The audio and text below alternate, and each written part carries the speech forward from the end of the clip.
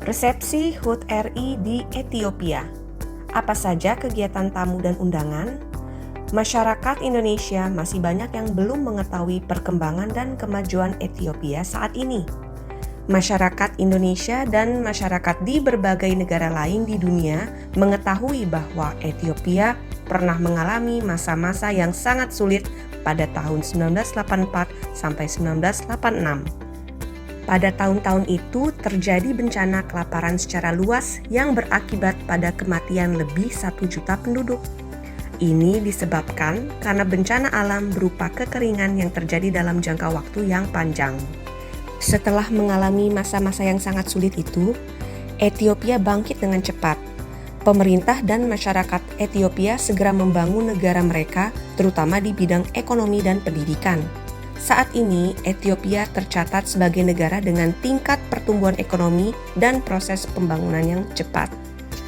Ethiopia adalah negara yang tidak memiliki laut atau landlocked country dengan jumlah penduduk 130 juta jiwa. Jumlah penduduk tersebut menempatkan Ethiopia sebagai negara dengan penduduk nomor 2 terbesar di benua Afrika setelah Nigeria. Indonesia dan Ethiopia membuka hubungan diplomatik sejak tahun 1961. Setelah itu, Indonesia segera membangun Kedutaan Besar Republik Indonesia atau KBRI di ibu kota Ethiopia, Addis Ababa. Sejak tahun 1964, Indonesia memiliki kedutaan besar dan kediaman resmi duta besar di atas tanah seluas 11.000 meter persegi.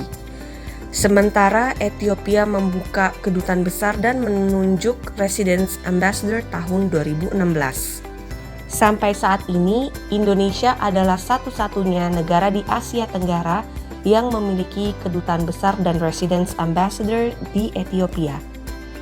KBRI di Addis Ababa tidak hanya merupakan perwakilan Republik Indonesia dan pusat kegiatan diplomasi Indonesia, namun juga sebagai rumah bagi masyarakat Indonesia dan tempat berkumpul masyarakat Ethiopia serta masyarakat internasional lainnya pada saat acara dan kegiatan yang diselenggarakan oleh KBRI Addis Ababa. Tanggal 3 Oktober 2024, KBRI Addis Ababa menyelenggarakan resepsi diplomatik dalam rangka memperingati hari ulang tahun kemerdekaan Indonesia and Ethiopia enjoying 63 years of diplomatic relations. Our relationship is growing rapidly from year to year. Bilateral cooperation between our two countries is expanding significantly in all sectors. Before I started my duty here in Addis Ababa, Indonesia and Ethiopian higher education have signed only 2 MOUs.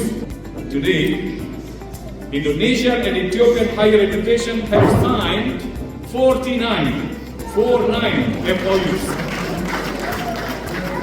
It means that within 5 years I've been here, we successfully signed new 47 MOUs on higher education cooperation. Mungkin ada yang bertanya, kenapa acara resepsi diplomatik ini tidak diselenggarakan 17 Agustus 2024, bertepatan dengan hari ulang tahun proklamasi kemerdekaan Republik Indonesia. Ini disebabkan karena pada setiap bulan Juli sampai September, sebagian besar pejabat pemerintah Ethiopia, duta besar dan diplomat negara asing, dan para pejabat organisasi internasional yang bertugas di Addis Ababa tidak berada di Addis Ababa karena mereka menikmati liburan musim panas. Masyarakat Ethiopia yang merupakan Friends of Indonesia sebagian besar juga menghabiskan liburan mereka di luar Ethiopia. KBRI Addis Ababa tetap dan senantiasa menyelenggarakan upacara peringatan Hari Ulang Tahun Proklamasi Kemerdekaan Republik Indonesia pada setiap tanggal 17 Agustus di KBRI Addis Ababa. Resepsi diplomatik yang diselenggarakan oleh KBRI Addis Ababa tanggal 3 Oktober 2024 itu ramai dihadiri oleh para pejabat tinggi pemerintah Ethiopia, duta besar, diplomat, pimpinan organisasi internasional, dan lembaga non-pemerintah, pengusaha, tokoh dan pimpinan masyarakat, tokoh dan pimpinan organisasi pemuda, media pers, masyarakat Indonesia, dan undangan lain dari berbagai kalangan. Pada resepsi tersebut, Duta Besar Al-Bushra Basnur dan Guest of Honor dari pemerintah Ethiopia, yaitu Duta Besar Negus KBD Kasau, Direktur Jenderal Urusan Timur Tengah, Asia dan Pasifik, Kementerian Luar Negeri Ethiopia, menyampaikan sambutan dan pidato. Setelah acara utama yang diselenggarakan di dalam ruangan, yaitu Aula KBRI Addis Ababa, ratusan tamu dan undangan keluar dari aula tersebut untuk kemudian berpindah tempat ke ruangan terbuka, yaitu Taman KBRI Addis Ababa yang luas, indah, dan tertata rapi. Apa saja kegiatan utama tamu dan undangan pada resepsi diplomatik KBRI Addis Ababa ini?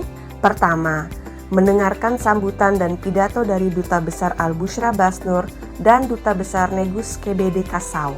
Kedua, menyaksikan ratusan foto dan video kegiatan diplomasi yang diselenggarakan oleh KBRI Addis Ababa. Ketiga, membangun dan memperkuat networking. Keempat, menikmati pertunjukan lagu, musik, dan seni budaya Indonesia. Kelima, menikmati makanan dan minuman yang dihidangkan oleh KBRI Addis Ababa.